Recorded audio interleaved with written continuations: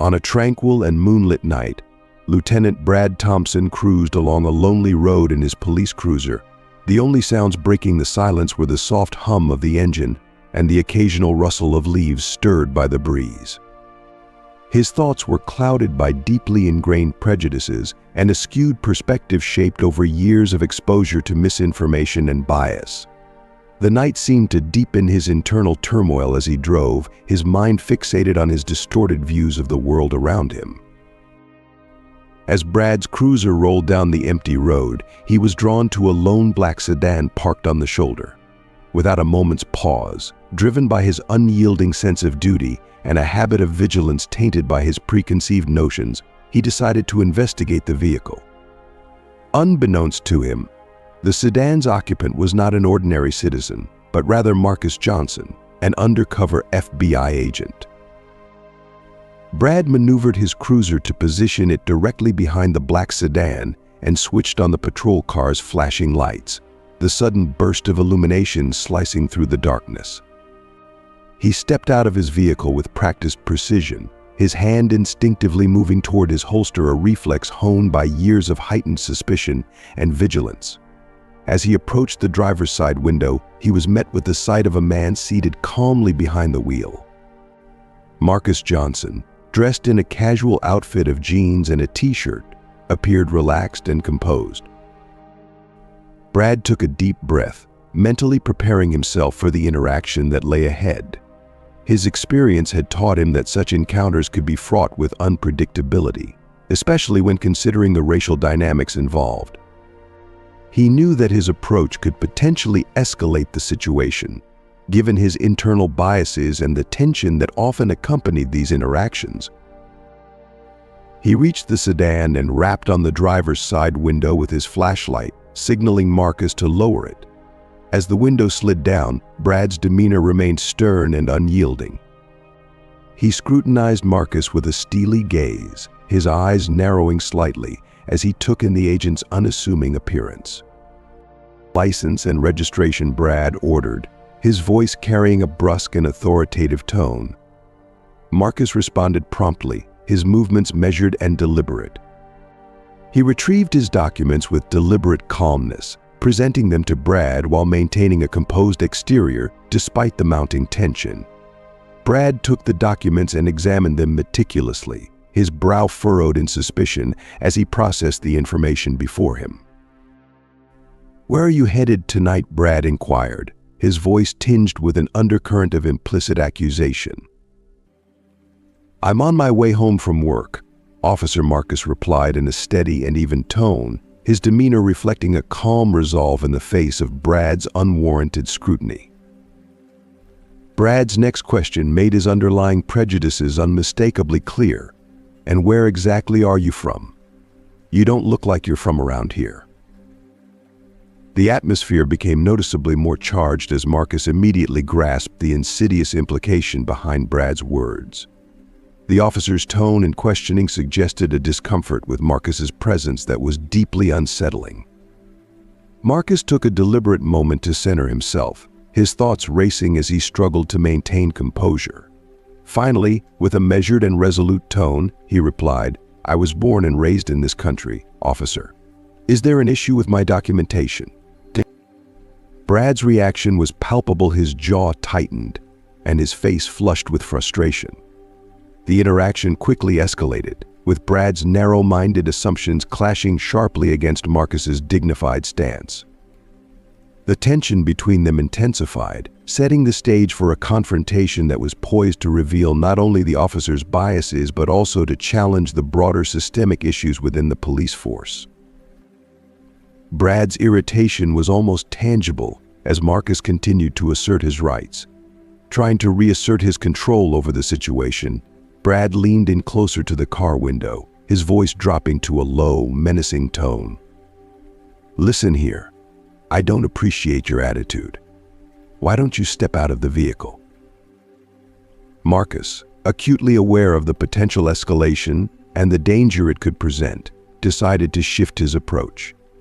He took a deep breath, carefully controlling his rising anxiety, and chose his words with deliberate calmness. "Officer, before we take this any further, I'd like to share something with you." Brad hesitated, momentarily thrown off balance by Marcus's unexpected response. Marcus continued, his voice steady but imbued with a subtle, emotional undertone. "When I was 10 years old, my father was stopped by a police officer for a broken taillight. What should have been a routine traffic stop turned into a traumatic event. My father, who was simply reaching for his wallet to provide his identification, ended up face down on the pavement in handcuffs. The officer had assumed he was reaching for a weapon." The personal nature of Marcus's story seemed to pierce through Brad's hardened exterior. His posture shifted slightly, betraying a flicker of unease. Yet, confusion and defensiveness remained etched on his face. As Marcus spoke, a flood of memories resurfaced for Brad. He recalled his upbringing, where racial slurs and stereotypes were as commonplace as everyday greetings. He remembered his father, a man who commanded respect in their tight-knit community, and the lessons he had imparted about the inherent danger and distrust of certain individuals. The weight of Marcus's story began to settle in, challenging Brad's ingrained assumptions and forcing him to confront uncomfortable truths about his own biases.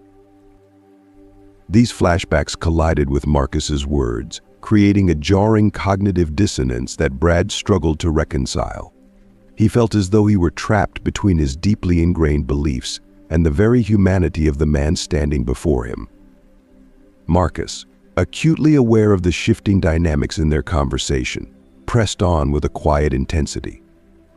"Officer," Marcus began, his voice steady and earnest, "I joined the FBI with the firm intention of reforming the system from within. Every single day, I dedicate myself to protecting all citizens equally, regardless of their race or background. Yet, moments like these starkly remind me of the long journey ahead and how much more needs to be done." Brad's eyes widened at the mention of the FBI. The revelation seemed to rattle him, causing him to straighten up and momentarily lose his grip on the conversation.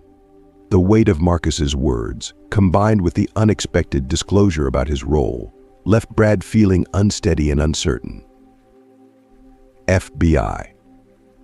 You expect me to accept that without question?" Brad's voice was tinged with skepticism and disbelief. "It's the truth," Marcus replied, his tone remaining calm but firm. "And it's equally true that the duty of the police is to protect and serve every member of the community, not just a select few." The dialogue had morphed into a charged debate about systemic prejudice and police responsibilities. Brad found himself increasingly defensive, his long-held convictions being directly challenged by Marcus's pointed observations and the internal conflict that was surfacing within him. As the tension escalated, Brad felt the considerable pressure of Marcus's arguments bearing down on him. He struggled to maintain his composure, caught in a tumultuous clash between his training, his upbringing, and the undeniable truth unfolding before him. Meanwhile, as Brad and Marcus continued their fraught encounter on the deserted road, Sarah Thompson sat anxiously at home. The clock on the wall ticked away the minutes, and with each passing second, Brad's delay from his shift deepened her worry. Lines of concern etched themselves across her face as she paced the living room, her phone gripped tightly in her hand. For the third time that evening, Sarah dialed Brad's number, only to be met once again with a disheartening voicemail. Her anxiety grew with each unanswered call. It was entirely out of character for Brad to be out of touch for such an extended period, especially during a night shift.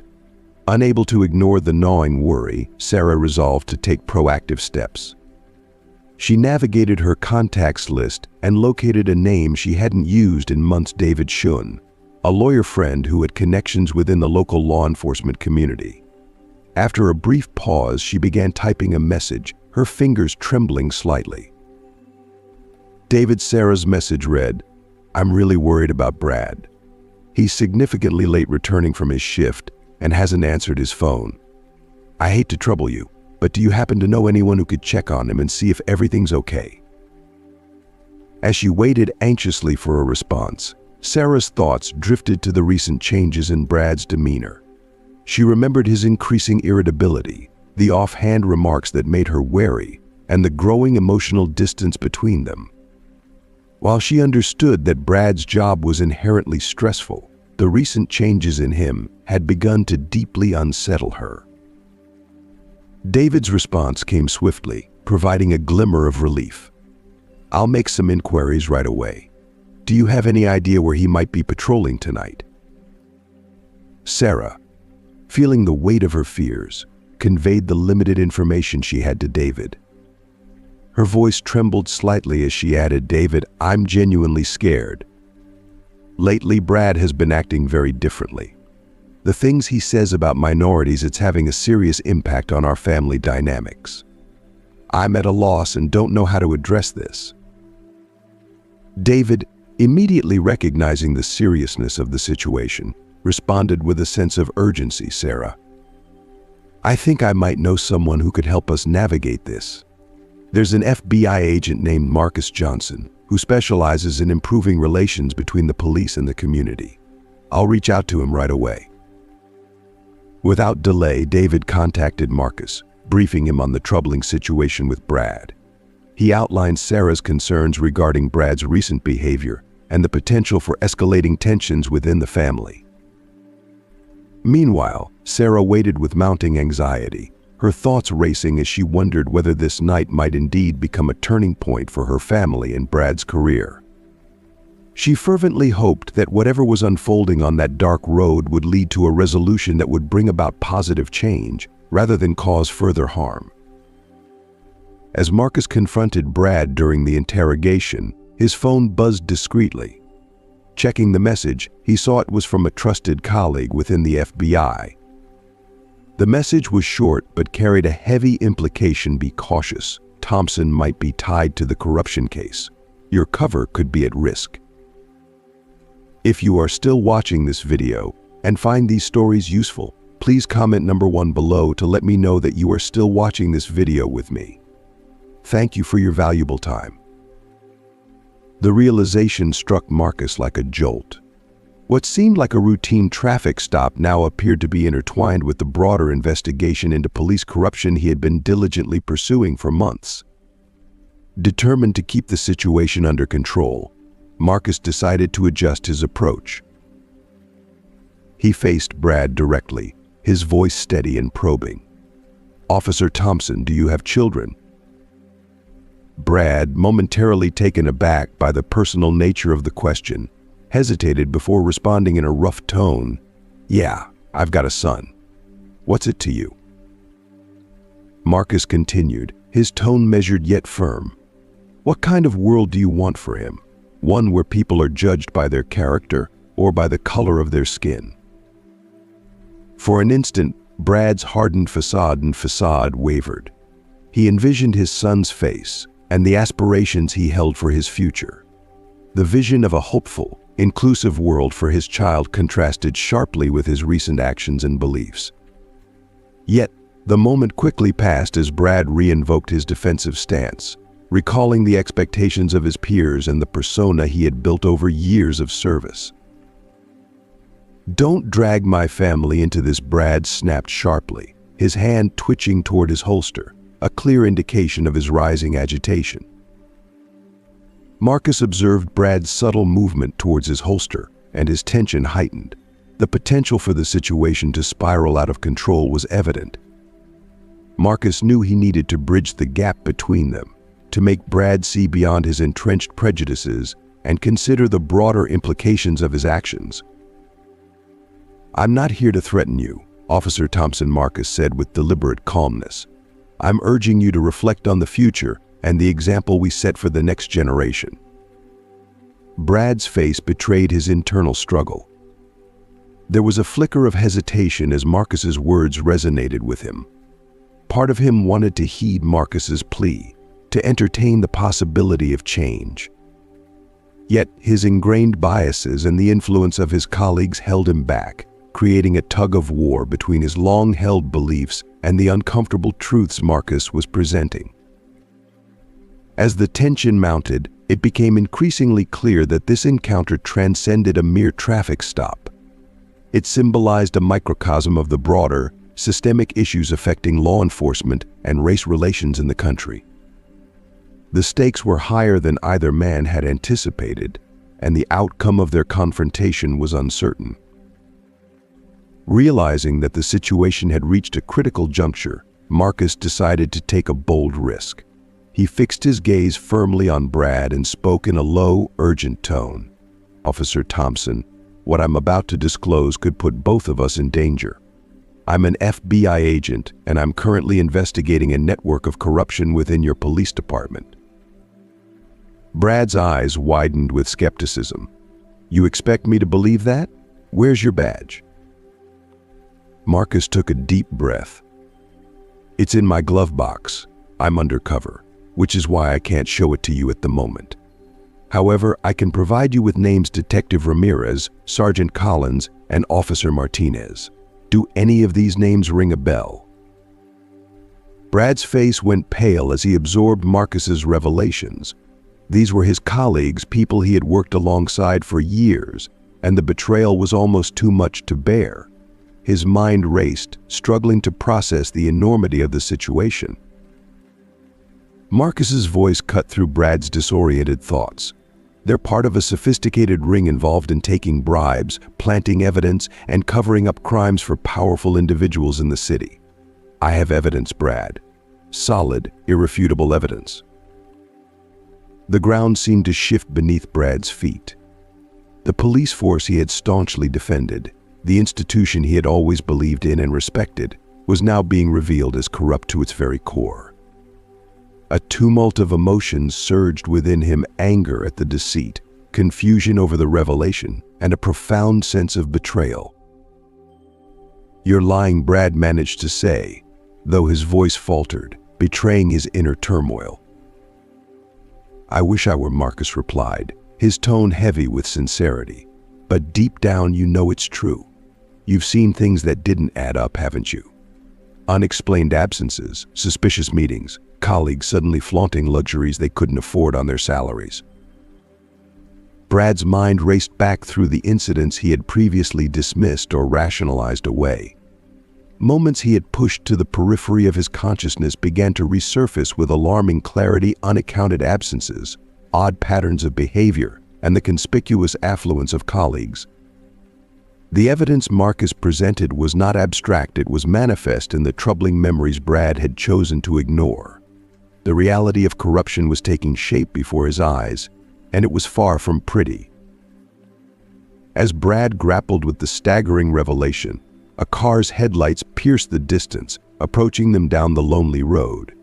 Both men turned in unison, the sudden shift in focus heightening the tension between them. Brad's hand instinctively moved towards his weapon, a reflex born of his training, but his mind was in turmoil. He was caught between his allegiance to the force and the unsettling truth Marcus had laid bare. He stood at a crossroads, torn between accepting the unsettling reality presented by this man who claimed to be an FBI agent and clinging to the bonds of camaraderie he had forged with his fellow officers. The decision he faced was not just about who to trust, but about reconciling his duty with a betrayal that cut to the very heart of his beliefs. As the approaching car's headlights grew brighter, Brad felt the gravity of his decision weighing heavily upon him. He had only moments to choose his path: to stand by the truth Marcus was presenting, or to remain loyal to the corrupt system he had been part of for so long. The decision before him was no longer just about professional allegiance, but about personal integrity and moral responsibility.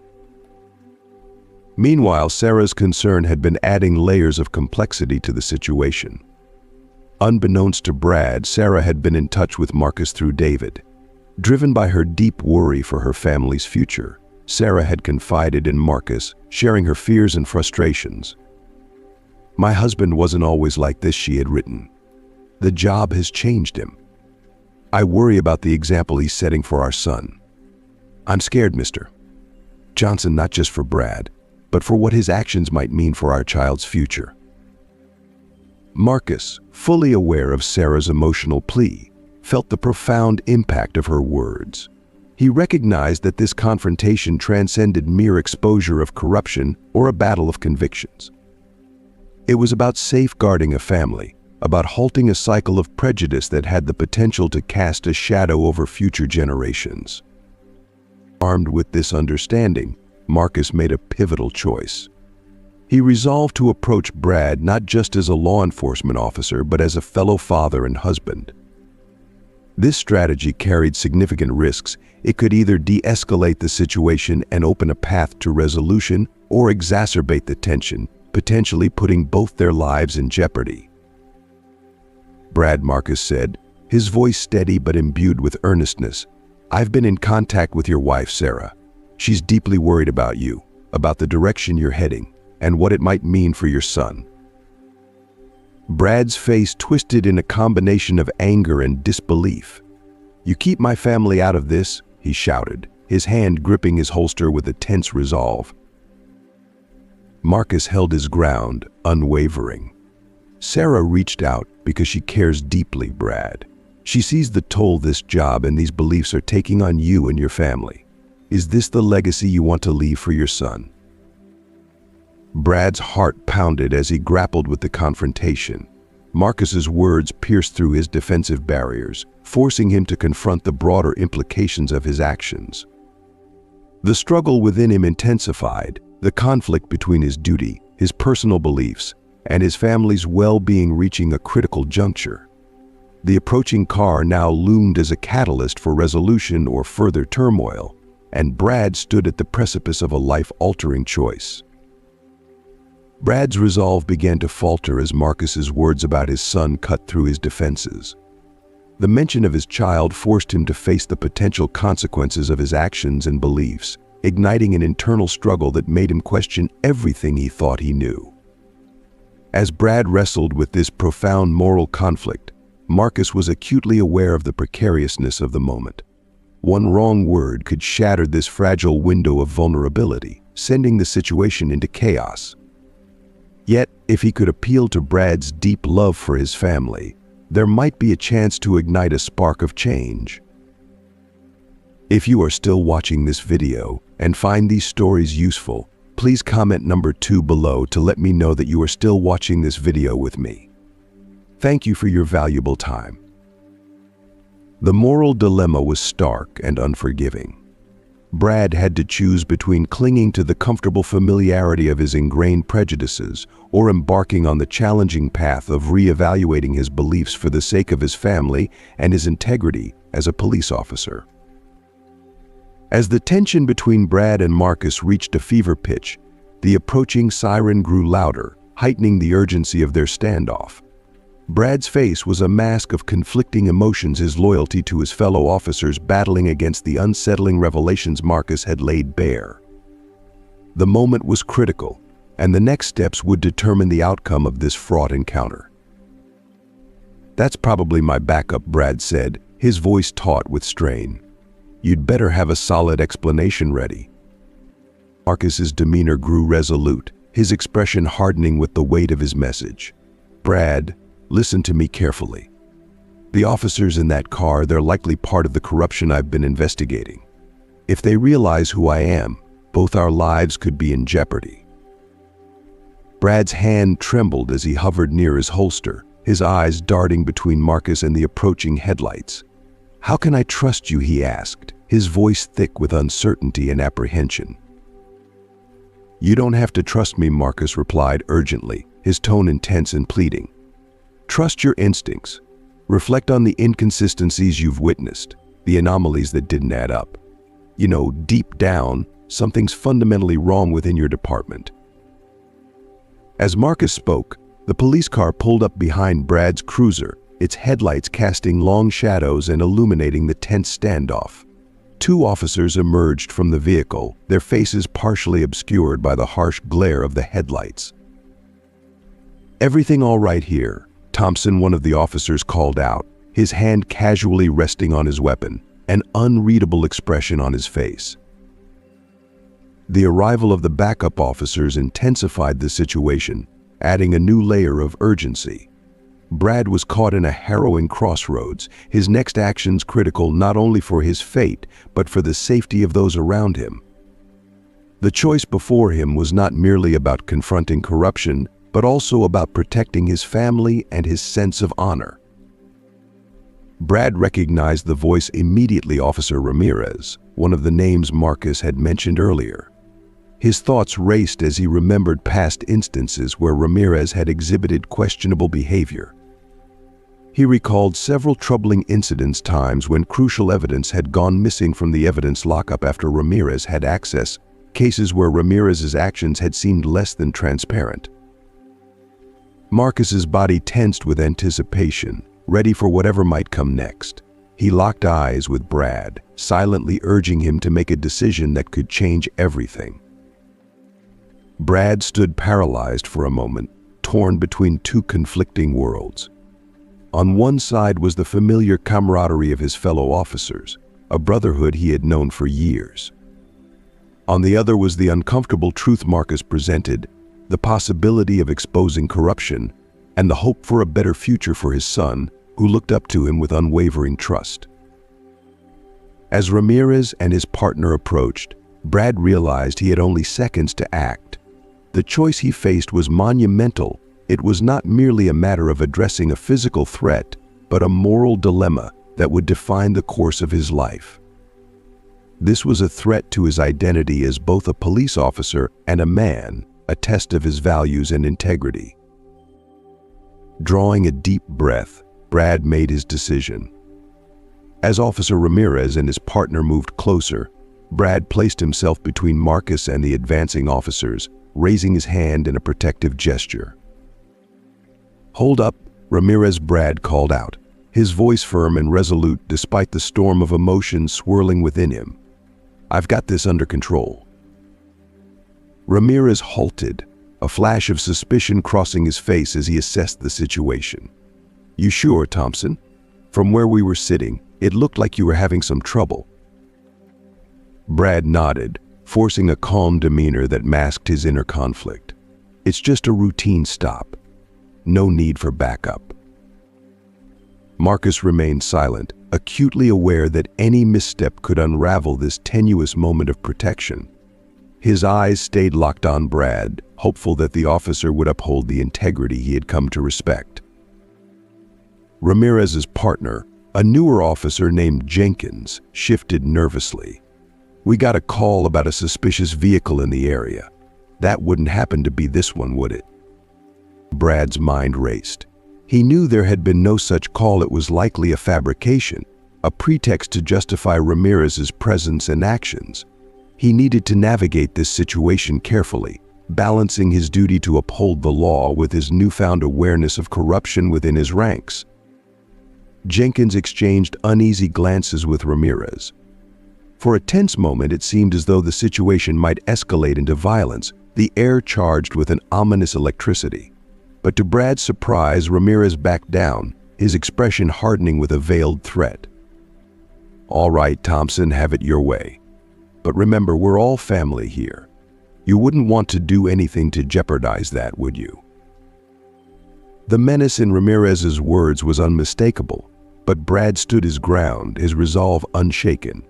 He watched as Ramirez and Jenkins retreated to their patrol car and drove off into the darkness, their taillights gradually fading from view.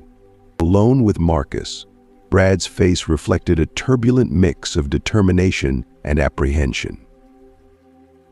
"I hope you're right about all this," Brad said quietly, his voice laced with unease, "because I think I just started a war." The gravity of Brad's decision weighed heavily on him as he and Marcus quickly assessed their next steps. They were acutely aware that Ramirez and Jenkins would likely notify their corrupt associates, placing both of them in imminent danger. "We need to move quickly," Marcus urged, his tone urgent. "My car is equipped with surveillance gear.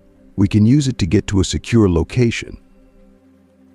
Brad nodded, his training as a police officer coming to the forefront despite the surreal nature of the situation.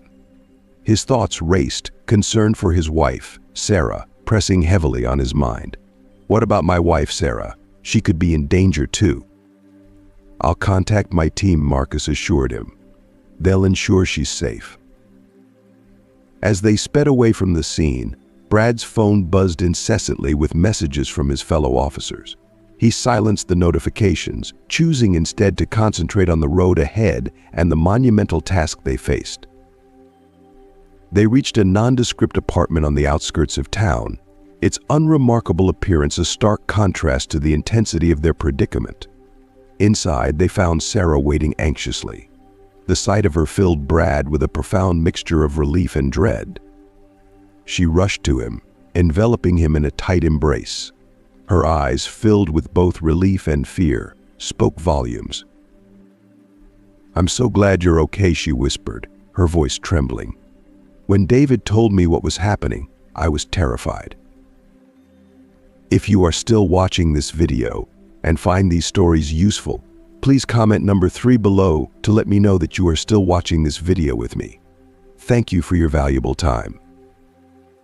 Brad held her close, the weight of his recent decisions settling heavily upon him. The reality of his choice, the potential repercussions, and the uncertain future loomed large as he clung to the comfort of his wife's presence. "I'm deeply sorry, Sarah, for everything that's happened," Marcus said with genuine remorse. "But we need to make things right, no matter what it takes." Just then, Marcus gently interrupted the charged moment. "We don't have the luxury of time. We need to gather all the evidence we've amassed and prepare it for presentation to the FBI immediately."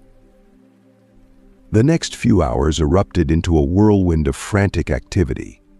Brad laid bare every detail he knew about the corrupt practices rampant within his department, while Marcus diligently cross-referenced and verified this information with his investigative findings. Sarah's role proved to be indispensable. Her meticulous attention to detail allowed her to weave together seemingly disparate incidents into a coherent and compelling narrative of systemic corruption. Her ability to connect the dots transformed a chaotic collection of facts into a structured and comprehensive dossier. As the first light of dawn began to pierce the horizon, their efforts culminated in a meticulously compiled file, ready for submission to the FBI. Just as they were about to head out, the tranquility of the morning was abruptly shattered by the ear-piercing screech of tires.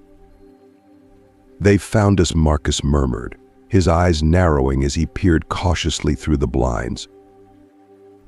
Outside, the sight that greeted them was alarming. Several police cars had encircled the building, with officers Ramirez and Jenkins leading a squad of armed men toward the entrance. The urgency of the situation was palpable as Brad, Marcus, and Sarah exchanged knowing glances. They had meticulously gathered the evidence needed to unveil the corruption, but now they faced a perilous challenge. They had to navigate this final confrontation and ensure their survival. The ominous sound of heavy, deliberate footsteps reverberated through the stairwell, signaling the imminent approach of their adversaries. They steeled themselves for what would undoubtedly be a fierce and decisive struggle. When the day of the evidence presentation finally arrived, the tension in the air was nearly suffocating. Brad, Marcus, and Sarah stood outside the imposing facade of the FBI headquarters, fully aware of the perilous risks they were about to confront. As they made their way towards the entrance, they were suddenly intercepted by a group of corrupt officers, with Ramirez and Jenkins at the helm, their presence a stark reminder of the danger they faced. "Think very carefully about what you're doing," Thompson Ramirez growled, his voice low and menacing. His hand was positioned ominously near his weapon, a clear warning of his readiness to act if necessary. "There's still time to back out of this situation. You can pretend this never happened and walk away while you still can." Brad, however, stood his ground with unwavering determination. The presence of Sarah beside him provided a sense of solidarity and support that bolstered his resolve. He met Ramirez's gaze with unflinching resolve. "It's over, Ramirez. We're going through with this," Brad declared, his voice steady and resolute. As the tension in the air became almost palpable, threatening to escalate into violence, Sarah took a decisive step forward. Her demeanor was calm, yet her voice carried an undeniable firmness that cut through the mounting pressure. "Before anyone does anything rash or reckless, you should be aware that I have everything recorded," she said, pulling out her phone with a deliberate motion. She proceeded to play a video that was not just a recording of the confrontation from the night of the traffic stop, but also included a series of incriminating conversations involving the corrupt officers. As the video played, the color drained from Ramirez's face. He realized with growing horror the extent of the evidence stacked against him and his associates. The realization hit him like a sledgehammer, leaving him momentarily stunned and disoriented. Seizing this crucial opportunity amidst the confusion, Marcus made a discreet signal to a team of FBI agents who had been positioned just out of sight, ready for this exact moment. The agents moved swiftly and efficiently, securing the corrupt officers before they had a chance to react or retaliate. In the quiet, controlled environment of the FBI headquarters, Brad took a deep breath, feeling the weight of his decisions and actions pressing heavily upon him. As he presented the evidence, he was acutely aware of the gravity of the situation. His testimony, combined with Marcus's thorough investigation and Sarah's irrefutable recordings, created a comprehensive and damning picture of systemic corruption within the police force. As Brad spoke, he felt a profound sense of liberation. The burden of being a mere cog in a corrupt machine was lifted from his shoulders. He no longer felt like an unwilling participant in a broken system. Instead, he saw himself as an agent of change, committed to restoring integrity to an institution he had once defended blindly. The path ahead was now clearer, and with it came a renewed sense of purpose and hope for the future. The presentation ended with a dramatic and unsettling revelation. The scope of the corruption was far more extensive than anyone had anticipated. It was not limited to the local police department but reached deep into the city government, implicating several high-ranking officials. The scandal was staggering in its breadth, exposing a network of deceit and malpractice that had been festering at the highest levels of power. In the wake of these revelations, Brad found himself navigating a complex path of consequences and redemption. He was honored with a commendation for his courage and integrity in uncovering the widespread corruption. This recognition was a testament to his bravery and commitment to justice. However, his journey was not without its trials. Brad faced a suspension due to his previous actions and personal biases, which had compromised his professional conduct. Acknowledging the need for growth, he resolved to undergo extensive retraining and immerse himself in community outreach efforts. His goal was to transform into the exemplary officer he aspired to be, one who embodied the values of fairness and integrity from the very beginning of his career. Marcus, whose relentless determination and exceptional skills had been instrumental in the case, was duly recognized with a promotion within the FBI. This advancement was not just a career milestone but also a reflection of his unwavering dedication to improving the relationship between law enforcement and the community. He continued to advocate for the necessary reforms, using the case as a compelling illustration of the critical need for ongoing vigilance and systemic change within the police force. Sarah, who had witnessed her husband's profound transformation, took on a new role as an advocate for police reform. Inspired by Brad's journey, she engaged with various community organizations to foster stronger connections between law enforcement and marginalized communities. Her efforts were focused on addressing systemic issues and working towards bridging the gap that had long existed between the police and those they served. As Brad, Sarah, and Marcus departed from the FBI building that day, they were acutely aware that their efforts had initiated a series of changes poised to reverberate throughout the criminal justice system. While the road ahead promised to be long and arduous, marked by ongoing challenges and the quest for genuine justice and equality, they were resolute in their commitment to seeing it through. The journey towards reform and healing had just begun, but their resolve and collaborative spirit set a promising foundation for the future. Thank you for joining us today. We hope that the insights and encouragement shared in this video have resonated with you. As we journey through life's challenges and triumphs, it's important to reflect on the lessons we learn and how we can apply them in our own lives. What have you learned from today's message? We would love to hear about one key takeaway that you plan to bring into practice. Share your thoughts and reflections in the comments below. If you enjoyed this video, please leave your comment, and don't forget to like, share, and subscribe to our YouTube channel for more inspiring content. Your support helps us continue to provide messages of hope and encouragement. Thank you for being a part of our community, and we look forward to connecting with you in the next video.